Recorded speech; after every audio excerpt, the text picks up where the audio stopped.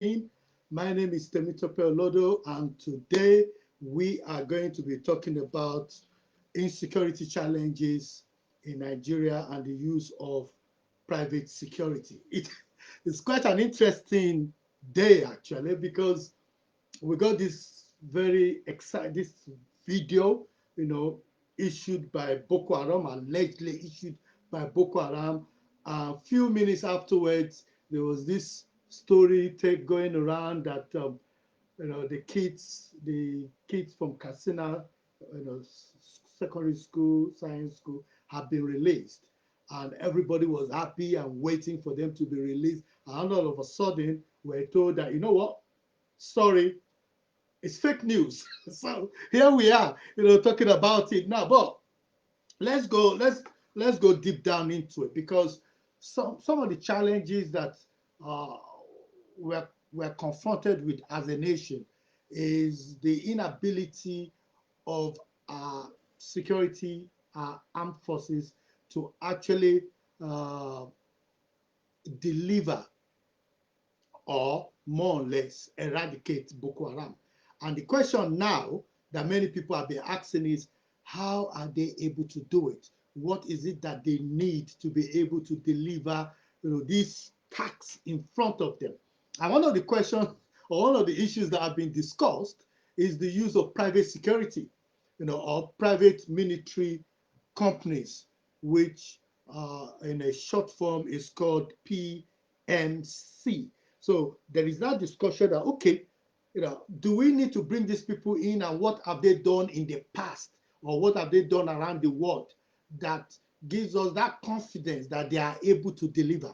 And one of the things I want to do today is more or less talk about private military, companies, and explain how they differ from mercenaries that many people talk about, which is a dirty word that many people don't like using. But I'll be going deep down into it and explaining it now. This is what you need to do for me. You need to like this program, and you need to share it with others and tell them Temitope is live on Facebook talking about private military companies. So, what are private military companies? What are they, and why is it that they are, everybody's talking about them now at this junction? I think it's important to cast our mind back to the fact that Nigerian military have been an effective killing machine for many years, getting involved in, peacekeeping for enforcement in other in ECOMOG, and known and respected around the world. Respected, because when they go in, they go in and deliver. They don't waste time. And many people have attested to that, even in the Liberia war or in Sierra Leone, where they have actually been involved. Thank you, my brother, for joining in. You're welcome. Now, the issue now is, why is it that this same killing machine is only good in fighting on the streets of Zaria, or doing crocodile cry, and some of the videos we've seen of them putting their legs on civilians' head and saying, I will shoot them. Why is it that they are not actually quite good in delivering, what we want them to deliver? And I think that is the reason why we're here, because we'll be talking about that now. Private military companies are more or less combat, or what you call security service organizations registered, that that provide their military or security skill to come to countries or companies for financial gain.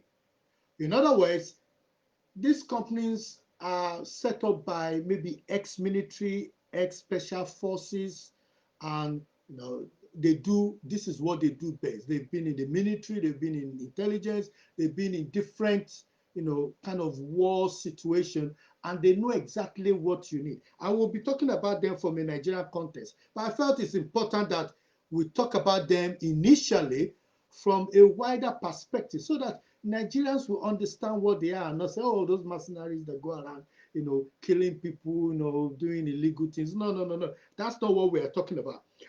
Their staff are normally referred to as security contractors, and we've seen them being used in modern time, mainly in places like Iraq, Iran, and even Yemen. And I'll be going deep into that. In fact, in 2017, America used 28,000 private military contractors in Iraq and Afghanistan alone. That's to tell you how good they are. And not only that, I think it's important to highlight that even in America, it's reported that as far back as, of recent, even 2018, that 29% of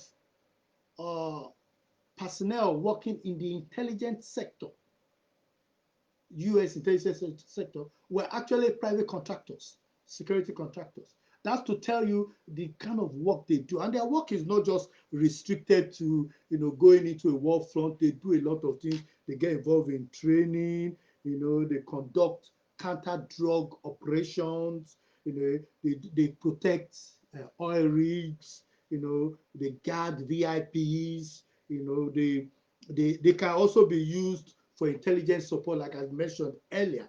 And during actually the Afghanistan war, 79,200 were actually used for the Afghanistan war, while 95,900 were used for the Iraq war. That's to tell you how important they are. And in the 90s, it is estimated that 541,000 private contractors, security contractors, were used, in the Persia Gulf War. Now that's just to tell you how important they are. They are not there to replace a national army, but rather they are there to complement what they do. In fact, listening to one of the directors of the company that was brought into Nigeria, he explained very clearly that it's not that the Nigerian army is not good, but Nigerian army has lost the skill set to be able to deliver the fatal blow, the critical blow you need to get rid of Boko Haram. They've lost it. They don't have that capacity again. And I've said it before, and thank God this guy was on Arise TV mentioning exactly some of the things that I've highlighted before, that they do not have the capacity to deliver what is needed to get rid of Boko Haram. Meanwhile, as we speak, as I'm speaking to you, I know 1, 2, 3, 4, more than 5, 6, 7 individuals who are in the UK, in the US, who have worked either gone on tour to Iraq or Afghanistan, people that have worked in the US Command Intelligence. Imagine what kind of input that kind of individual that have worked in the US intelligence can inject into the Nigerian army. That is a Nigerian citizen. I'm not talking of, in fact, let me even tell you before I go there that, do you know that even as far back as 2015, 10 Nigerians were even among those that were arrested in Democratic Republic of Congo, as mercenaries that went in there to do some work there, and of course the case was not taken to court, and they were more or less deported back. But that's to tell you that there are Nigerians that can do this work. Not only that, even Nigerian army, the legislation that guides them allow them to call back former military personnel into reserve. And then you need to start asking the question, why is it that the military establishment and the armed forces have not actually thought of, let's sit down and look at who we can call back.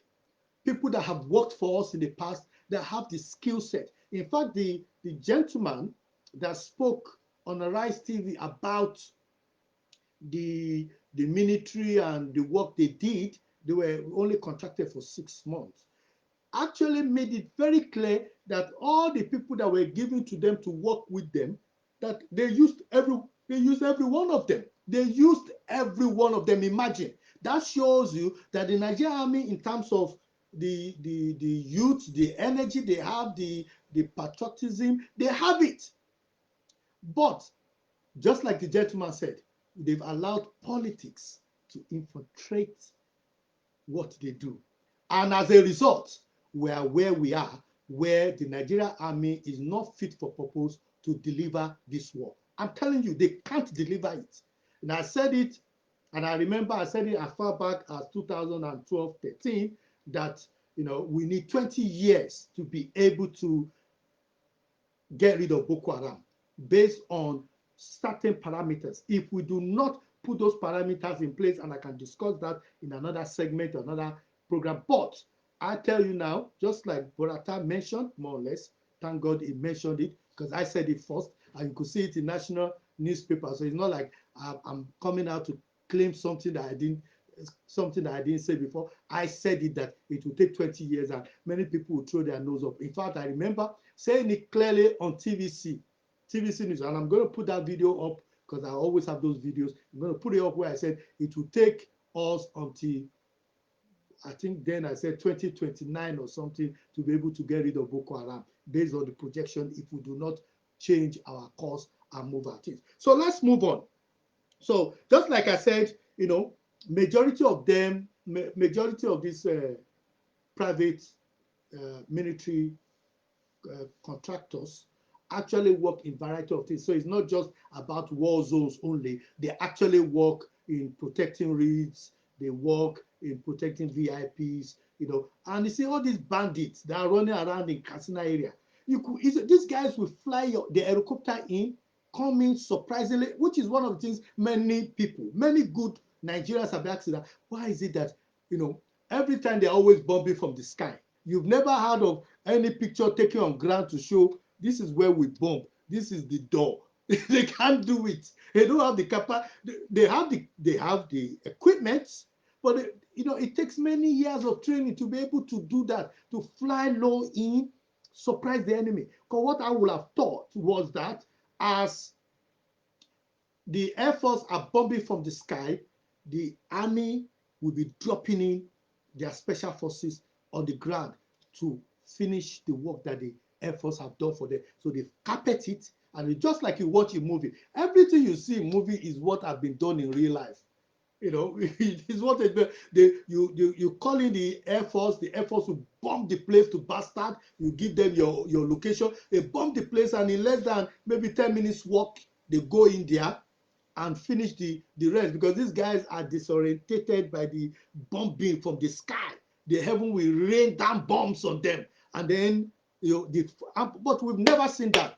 We've never show me one video of Nigerian Army and Air Force going in, dropping in troopers, and in fact, I'll give you 100 pounds. I'm saying it live now. so you could more or less quote me on that. So the private military contractors and this industry racks in 200 billion. That's the amount that they bring in.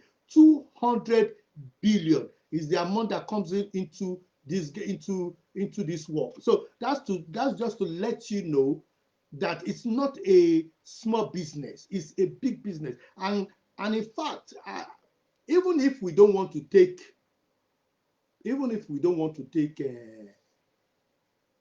those private contractors, we could easily call back our reserve army and ask them to actually do the work. But one of the things I've seen is that our security service are quick to go on national TV and talk about armchair generals who are coming and talking about things that they don't know. Really, before most of them even know what they call radicalization, de-radicalization. I've been working in it, and I worked in the Office for Security and Counterterrorism, in the Home Office. I saw intelligence at the highest level. I'm talking of highest level, things that if I talk about, I'll be thrown in jail. So let's not go there. So when they say, oh no, I have people, and I'm not talking about myself alone. So please, it's not about me boasting. I'm talking about Nigerians that know Nigerians. So there's so many Nigerians that even what I know is like secondary school work to them, and yet they are not used.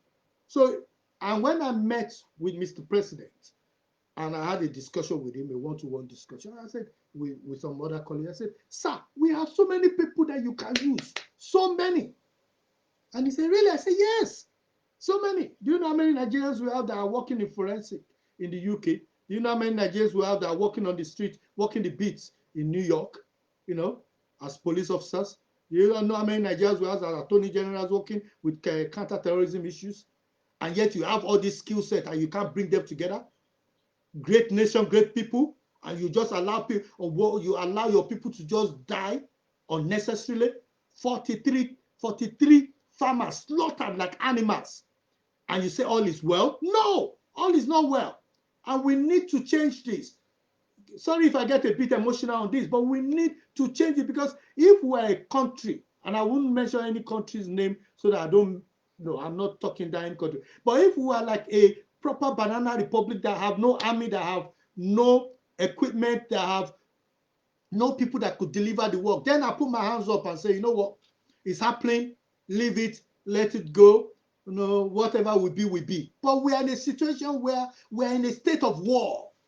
And when you're in the state of war, you do everything that is necessary. And the commander-in-chief of the armed forces must do it. And that's the reason why I will not even support what PDP is doing. I believe what they're doing is cheap publicity, which is what my dad would say, it's cheap publicity. Because during the time of war, you come together. What I was expecting is that during this crisis, this serious crisis, you pick up your phone and say, call Asu Rock and say, Your Excellency, we are here with you. What can we do? How can we galvanize Nigerians? Let's protest and tell Boko Haram that they have no place in our country. That's what PDP should do. In a time of national crisis, you'll be matured enough to come out and say, you know what, we're going to support this government. Tomorrow, we might not support you. Once the kids come back, we might start telling you, how did you pay for it? Well, you are not good. You should leave the country, you should leave the place. But not in a time of war. In a time of war, you come together. Come together and face the enemy, because this enemy is facing each and every one of us. The enemy does not care if you are Yoruba, Fulani, Hausa.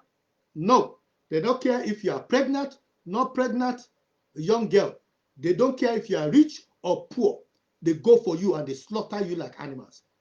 And that's the reason they attacked they attacked the convoy of the governor.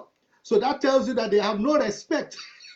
No respect for anybody who say, this one is governor. In fact, if they can capture the governor, they'll capture Zulum. So and that's the reason why we all need to come together. So this is not, it's non-partisan. So when I talk here, it's not a matter of talking because for he's a PDP person or Labour Party. It's a matter of national security. And when it's a matter of national security, what you do is that you come together as one and you deal with the enemy. And that's why when the army of the US, soldiers of army US will say, we fight against both domestic and aliens affecting the territory of the United States. So they are in battle ready. They don't care who is the commander-in-chief. They want to go in and finish the job. They don't care if it's Obama. They don't care if it's Trump. They don't care. As far as commander-in-chief says, go, they say, yes, sir. Obey first before complain. I remember. That's why when we're in, when I was in the military school, I went to a school in the barracks, you know, and when they start playing that pam pam pam pam pam pam pam, everybody will stand still. If you don't stand still and a sergeant major catch you, you're in trouble. So that is the more or less the private military contractors. It's a 200 billion contract, and in fact, you know, the popular G4S that is in the UK actually has a turnover of 6.6 billion, 6.6 billion in terms of revenue. That's to tell you, these guys bring in a lot of money. So it's not a matter of whether they are just doing it for the sake of, it's money, it's big business. Please, when you're turning, please tick like this, share with others, let other people know what we're doing. And I think it's important to highlight that when you look at the kind of job description they do and you see the kind of amount they collect, you understand why this is really big business, because they collect more money than the normal army, because they are risking a lot. And in fact, the private security company or military company that came into the UK lost 3 people in Nigeria. They lost 2, in the operation, and they lost 1 during the training, because their training is vigorous. It's very, very hard training that they have to go. It's not training for people with butt, with big tummy. It's training for for strong people. And if those people could say that even their own training, one of their own people died in their training, and the Nigerians that they were training were perfectly okay and even carried on the tax after they left. It shows you the mentality and the skill set that Nigeria has. And it's painful when you find out that Nigerians cannot use this skill set because of poor leadership, broken leadership, broken leadership. The structure needs to change. The structure needs to. I told you that what they are doing is just recruiting for cooks and things, when they are supposed to be recruiting for people that can deliver the work. When if you imagine dropping 50 soldiers, and each one of those soldiers is as strong as or tactical as 5 Boko Haram members, that they just go in the middle of the night and just slaughter them and send pictures. Boko Haram will start running. They will be the one begging. But no, that's not what we have. We have a situation where, unfortunately, we are not delivering what we need to do. We are not doing it the way we should do it, and we are where we are. And that's the reason why I'll be recommending one of my books. It's called Nigerian Family Emergency Plan. You can find it on Amazon. It talks about what to do in a situation where there is terrorism, where you got caught up in a mob action and things like that. Look out for that book. It's out there. You can actually get a copy of the book. It's on Amazon. Very good book. Talks about all the kind of security challenges a family could face and how to deal with it. And I strongly recommend that book. Is there. Google it. Just Google my name, Temitope Olodo Books, and you'll find some of those books I've written, including books on school security. 14, when I've been talking about this, we will not be in the situation where we are. There are some countries that did not actually sign, the what they called the United Nations Mercenary Convention. Actually, Nigeria actually did sign it, because Nigeria is one of the 34 countries that have ratified that, and it more or less talks about the use of mercenaries and not using mercenaries and things like that. Nigeria actually signed it. So Nigeria is good in having, when you talk about all these documents, Nigeria actually signs all these documents. And private military companies are actually operational in 50 countries. That's to tell you. So it's not. So if we are bringing them into Nigeria, it's not like, oh, they've not worked in any other country, and so because of that we should not bring them to Nigeria. No, these guys work around the world and they do a lot of things. Like I mentioned, it's not just in war front. They can help in building our intelligence. Our intelligence is, if we have intelligence, what happened in Borno with the slaughter of the 43 farmers in Jere local government should not have happened. If we had proper intelligence, what happened in Katsina State should not have happened. I remember going to Katsina. I've been to Katsina State before, because I schooled in Sokoto. I lived in Sokoto for many years. And I actually got my first degree from Usmanu Danfodio University. So as to tell you, I lived in the north. So I drank fura. I know, and the north was peaceful and lovely. I can walk in the middle of the night, and go to Mishai and drink the tea with the ginger inside it. Lovely. When you go to the north, that's something you should drink. You like it, especially when they open the bread and put the egg inside there and mash it together. I'm just digressing. So what am I saying? What I'm saying is that this is a 200 billion business industry.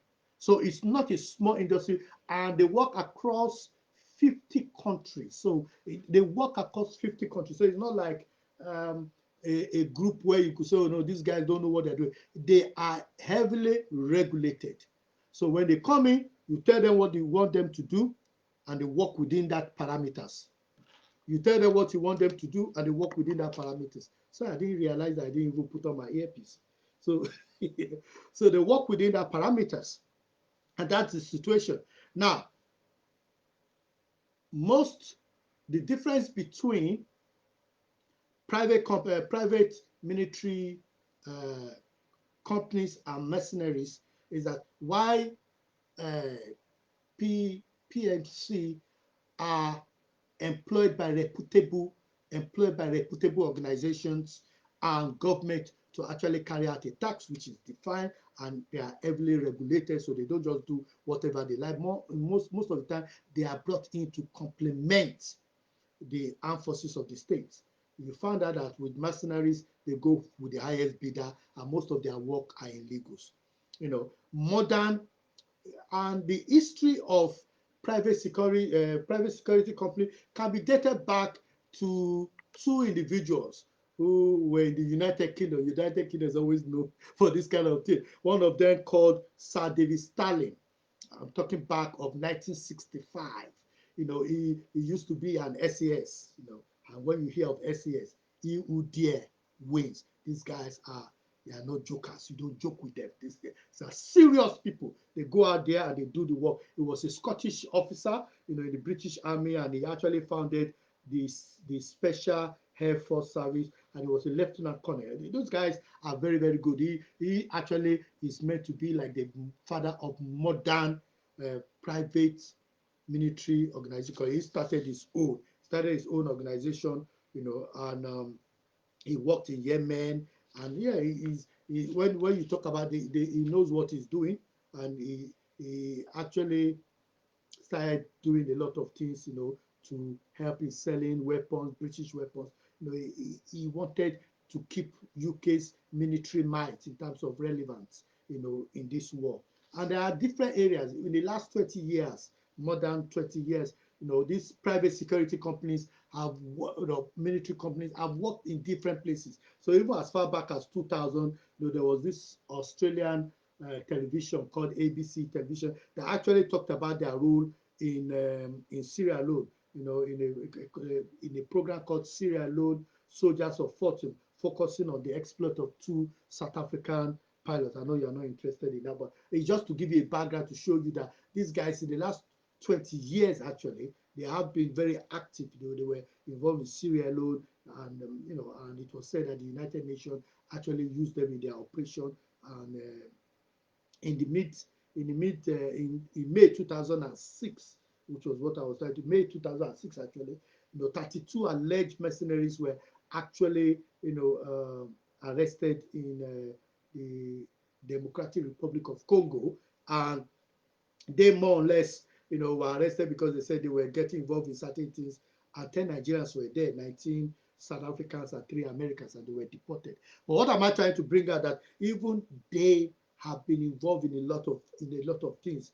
And even as early as 2015, the United States Emirates used 1,800 Latin American contractors and 400 electricians in the Yemen war. So that's to show you how good those guys. But let's talk about STEP, which is called STTEP. They were founded in 2006, and it was actually said that they are the organization that were used by Nigerian government, used by hired by Nigerian government to actually do the work. We know as a fact that they did a good job within that period, because they came in around October, had a meeting with the National Security Advisor, then Colonel Dasuki. They did a field inspection to look at the operational situation on ground, and they came in, trained the people they want to train, and boom, they went in to do the work they want to do. And they did a fantastic work. And the question then is, why is it that they were stopped? In fact, a report available in the public media, in the public space now, more or less revealed that they were actually stopped before President Buhari came into power. So it wasn't President Buhari that actually stopped. It wasn't the administration of President Buhari that stopped the private contractor. So that has been removed. So for many people that have been blaming the present government for removing it. No, it was the Jonathan government. And as usual, why were they stopped? Because they were not paid. Some of the payment was not made. We are now aware from information that most of the money, when we're talking about the 1 billion that got missing, or money that was shared among, politicians, this is the kind of money we're talking about, money that they were meant to use to pay for the people that were actually going to get rid of Boko Haram. So, in fact, if not because, families of those people that have been killed by Boko Haram should actually sue some of these people and sue them, because they are criminally negligent. Money that was meant for procurement of military wares and for the war on terror, you sat down and ate the money. Who were you going to entertain? Is it Jesus Christ and his disciples, or Prophet Muhammad and his followers, that all of you have to sit down on money and sharing the money among yourself instead of looking at lives of people? Now the north is ravaged, the northeast is ravaged by Boko Haram, and now you have Aswad coming in and doing their own foolishness there. So these are the kind of things that happen, that we need to really need to look at. And let me encourage you again, please like this broadcast and share it with others. Let other people know about what we're talking about here, which is the Nigeria insecurity challenges and private military contractors. So they were brought in in 2000, and they started working between 2014 and March 2015. So you could see that they were meant to be here for about 6 months, but their contract was cut short.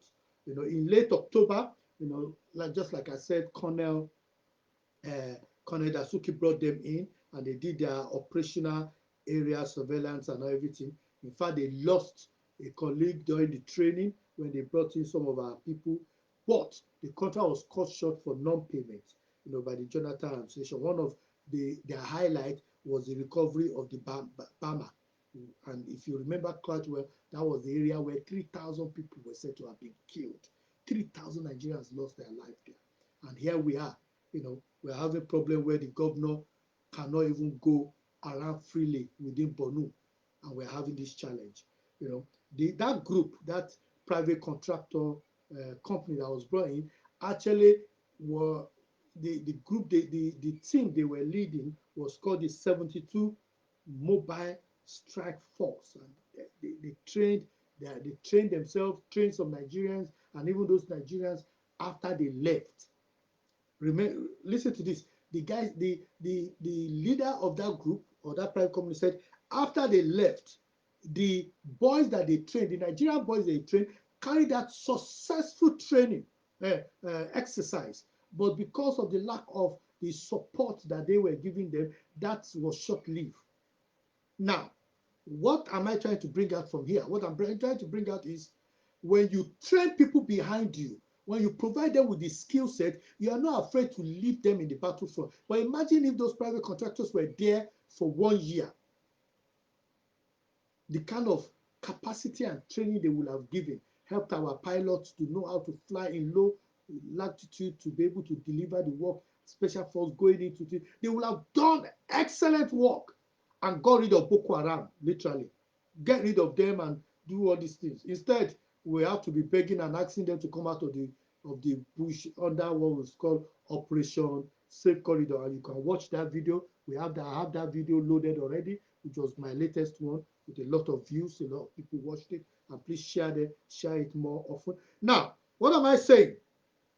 The 72 Mobile Strike Force did an excellent work and left people behind that actually had the skill set to actually go and deliver work. Now we have serving chiefs that refuse to leave their post, or the president refused to relieve them of their post, and even they themselves are not confident enough to say, you know what, Your Excellency, thank you very much. We have trained so many soldiers behind us who can do even much, much better than us. Release us, let us go and enjoy our retirement. No, they kept us saying that because they said the president said they should stay and they want to stay. If they have a proper succession plan, they will not be staying.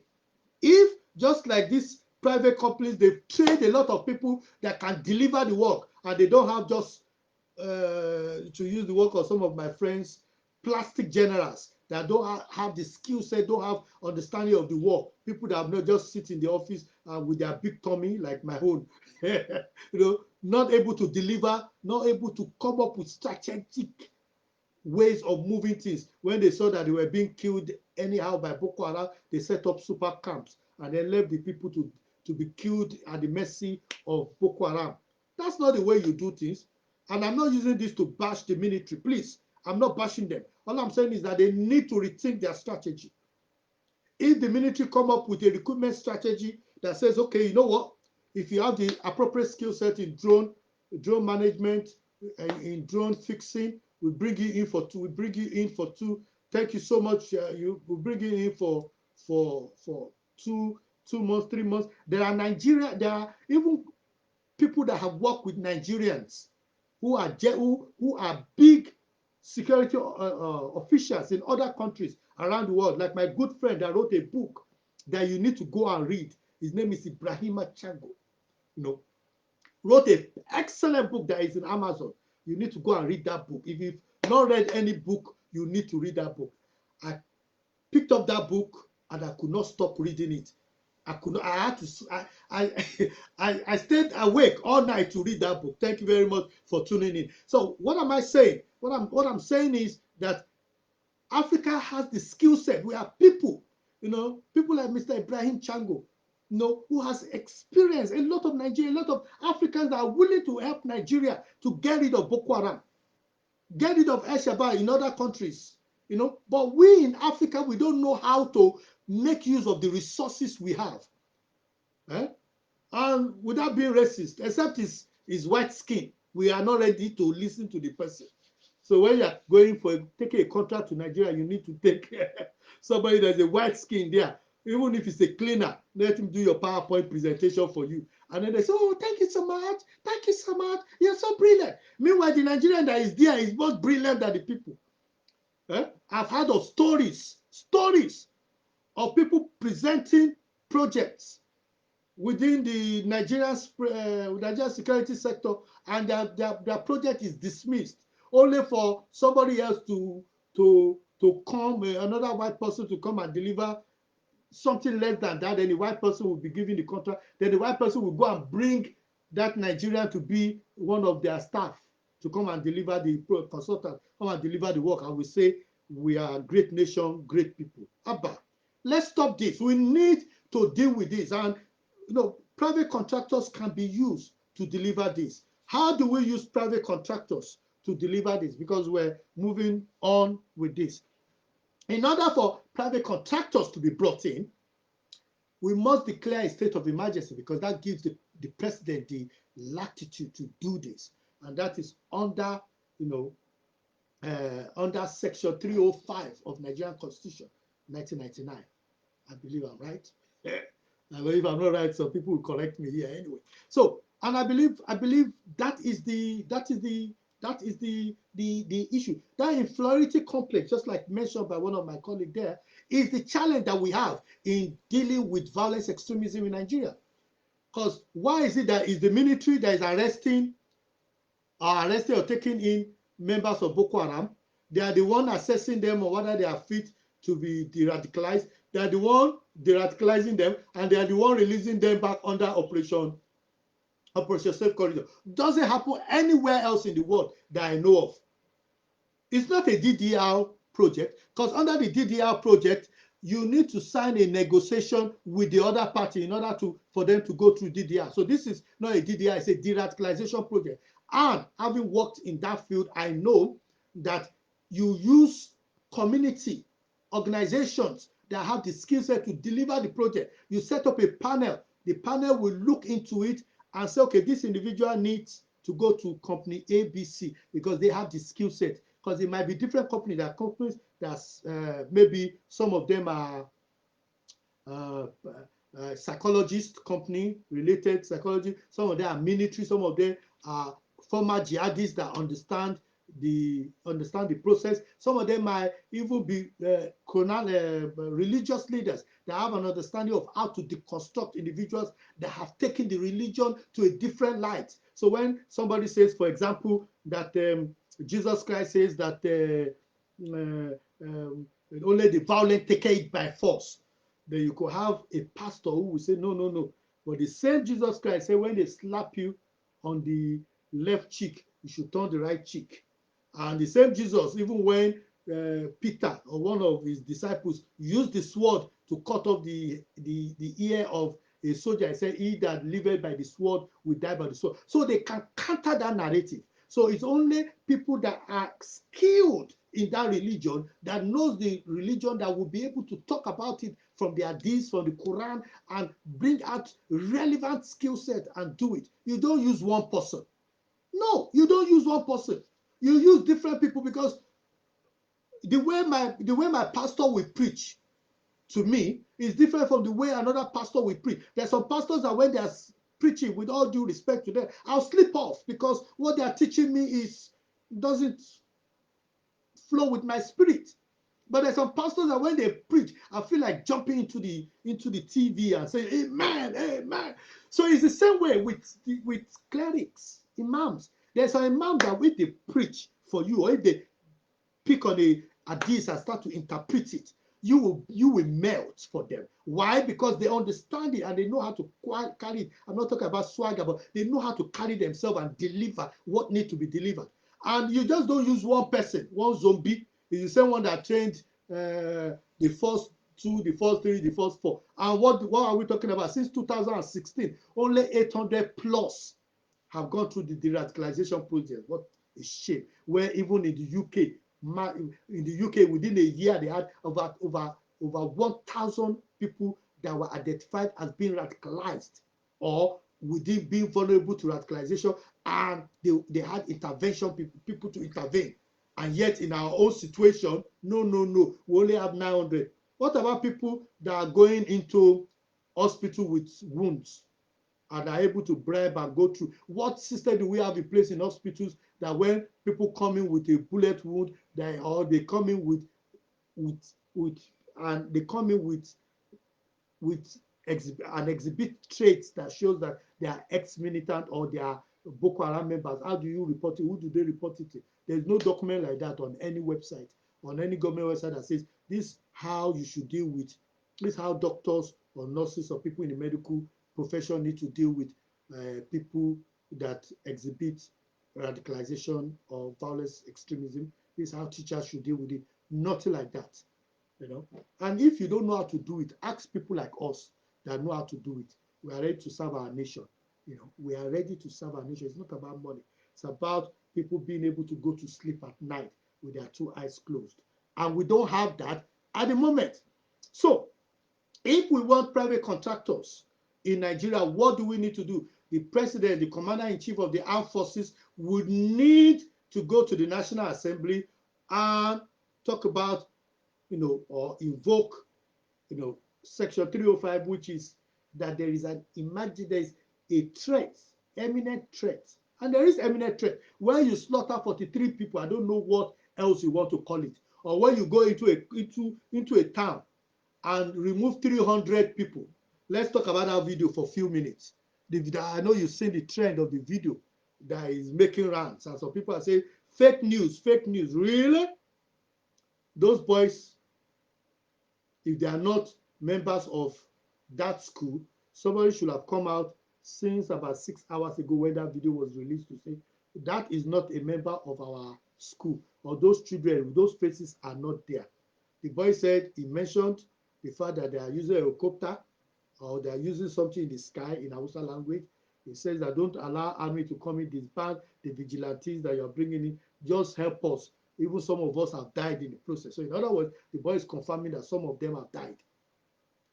And yet, Boko Haram was able to get that video and put their flag on it. Get that video and put their flag. Even if Shikau is not in Katsina or anywhere near that area, to be able to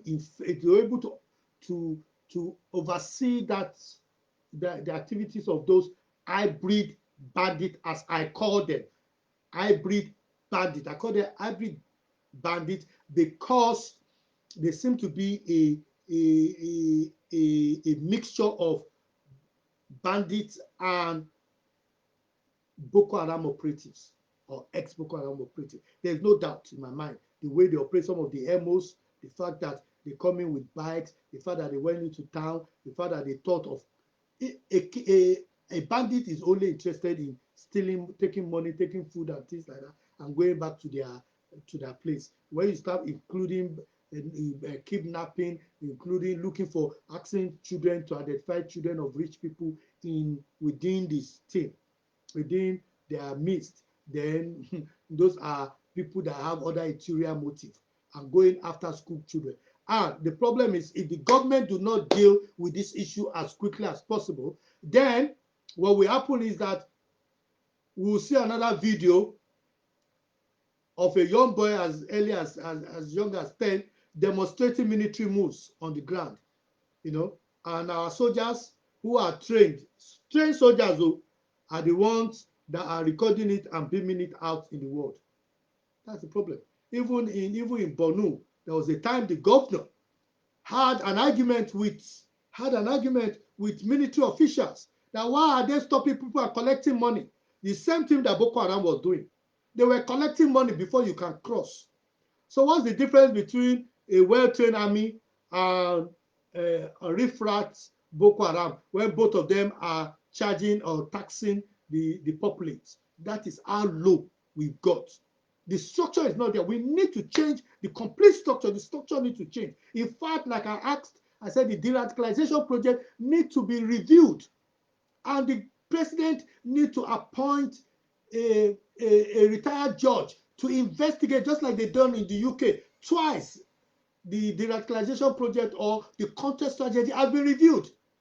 And they look at their performance. There is no KPI, no key performance indicator for our de-radicalization project, Operation Safe Corridor. We can't even find information apart from what they give us. There's no way we can test it. They've never produced any booklet that is out there in the public domain. If you have a booklet that is in the public domain from Operation Safe Corridor, send me an email. I'll give you £100.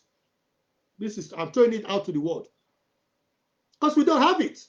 We do not have it, and that is the problem. So, like I was saying, we need to declare a state of emergency in order to bring in the private contractors, because for most of you that might want to know, private contractors do not come cheap, and it's not like the kind of money we pay to our what do you call it, our own soldiers who are patriotic, because these guys they are not our soldiers. So they are coming in for financial gain. And the bottom line is that based on listing, job description that is out there in the public domain in places like Glassdoor or in Indeed, which is the one that most people in the UK are aware of, most of these private contractors could collect as little as $80,000 to $250,000 per year. In fact, some of them per day will collect $300 to about $750 a day, and some of them could take home as little as $9,000 a month to $22,000 to $22,500 per month. And the reason being that they are working in different places. If they are protecting a VIP, the amount they will collect will be different from if they are protecting an oil grid, or if they are going into the war front and they are using them for intelligence, intelligence package. I saw the Nigerian Army recently displaying the work of what they are going to do, what they are doing, their cyber center, which we said, yeah, it's a good one. They need to be out there. They need to be producing their videos. They need to be counteracting some of the videos that are coming out from Shekau. They need to even be intercepting some of the videos, and they must have. You see, it's not just about putting equipment there. It's about using the intelligence. And if they brought in some of these Nigerians that work in this, they will have taught them about how to engage. Call Twitter, have a meeting, book an appointment and talk to Twitter and say, okay, these are our parameters. You know, we work with the federal government of Nigeria. If anything comes out that is Boko Haram video, we want it shut down within 1 minute. Once you don't have oxygen to, well, immediately the video comes out shut down. Immediately it comes out within 2, it's even blocked out. Boko Haram videos are clocking 100,000. While Nigerian army video are clocking like 1,000 or 2,000. How can you fight the narrative? Shikawi is saying in the video that, and they are telling the kids to close all schools apart from the Islamic schools. So are they not achieve their objective? Schools are closed in left, right, and center in the northeast, north center, and northwest. Are they not achieve? They've achieved their objective. They've done exactly what they want to achieve. If there's anything else they want, they've achieved that. And that is the problem. Because, you see, we are not strategic in our thinking. Okay. They said, oh, the military was there when they came in, but they did not shoot at them because they didn't want to, they didn't want any casualty. But yet, was any drone in the sky? Why is it that we've not seen those videos? So that they could know that we know where they are. So they will know that we know that we know. That we know where they are. You say you surrounded them, we've not seen any video. Okay, the boy said that your planes are roaming around though, at night. How many are they? Are they up to 200? Are you talking to any country? No. U.S. command, the head of the U.S. command, the general in the U.S. command said that Nigeria should lead from the front. That was the message. He said Nigeria should lead from the front and they are willing to help. This incident has happened and we've not even called the Israelis or the other people that have expertise in this kind of field to help us. And yet the governor is saying that they don't want, they are using Mayati Allah to do the negotiation and they're not ready to pay them money. Pay them money! Pay the money, bring back the kids, bring back our boys. Now, if they are your children, your children will not even find themselves in that situation because they are in London, they're in UK, just like me. They don't even need a gate in front of their house. They can go to bed. There was a time my door was left open. The door of my house was left open. And guess what happened? The Metropolitan Police closed the door for me and left a paper with the Metropolitan Police logo on it. Like I say, your door was left open and we help you close your door. Hey! I don't want to say anything. I don't want to say more than that. Imagine a policeman, a Nigerian police, see your door open and enter. What will happen? I'm not saying all Nigerian police are bad. My hands are up. I didn't say that. I'm only just saying that when Nigerian police is the worst police in the world, and yet we've not done anything to improve it. Where are the KPIs for the police? As the commander-in-chief of the armed forces called the police and said, you know what? I'm not happy with this report that I've written. Produce your own report. By January 2021, Nigerian police will produce a report, maybe 200 pages, talking about their achievement and what they've done in the last 1 year. No, we've not seen any report from them in the public domain talking about their achievement and what they've done. Like the Agama lizard that jumped down from the high Iroko tree. See no one to congratulate him. He will congratulate himself for not breaking his neck. Nothing like that has happened. We don't congratulate ourselves and then we get angry when these companies or these NGOs come up with their own analysis of who we are. If you don't beat your drum, other people will beat your drum for you. We need to change. And we as Nigerians need to start speaking up and start calling out our leaders and saying, what you are doing in terms of security is not good enough. You guys are not fit for purpose. If you are not good, you should go. The security services are the hire and fire of the commander-in-chief, and he can relieve them of their post at any time. But they themselves, morally, should come up and say, you know what, Mr. President, I've got 10 generals behind me that can do this job. Air Force, I've got 5 generals and 5 air marshals behind me that can deliver this work. What's our intelligence? Navy has intelligence. Police has intelligence. Army has it there. Throughout this process, where are they? And they're collecting money. In fact, the National Assembly should seize their money and ask them to explain to us what they've been doing with their money. You have equipment, you are losing your equipment to Boko Haram. Why don't you accidentally lose your your jeeps to Boko Haram and fix it with equipment so that you could know where they are taking the equipment to. Boko Haram will come in with their button and then disappear as if they are Stargate. If anybody have not watched Stargate, you need to go and watch Stargate. Stargate is where you have this ring where you can go in for, you can travel from one planet to another. I don't know if Boko Haram has it or maybe they have it. But we need to stop this. As I round up, 6 years ago, the popular phrase was, "There is God, oh. Did you share the money alone? There is God, oh." We are now in a situation where we are on top of it. We are on top of it.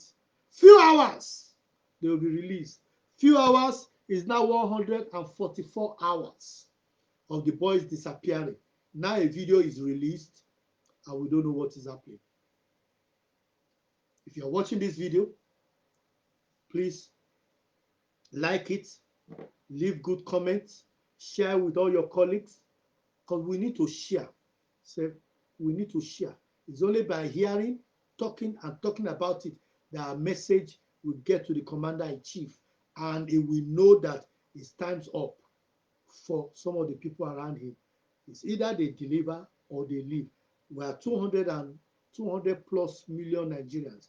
Don't tell me that Nigerians, we don't have capable Nigerians that can deliver the work. Please, we need to stop this.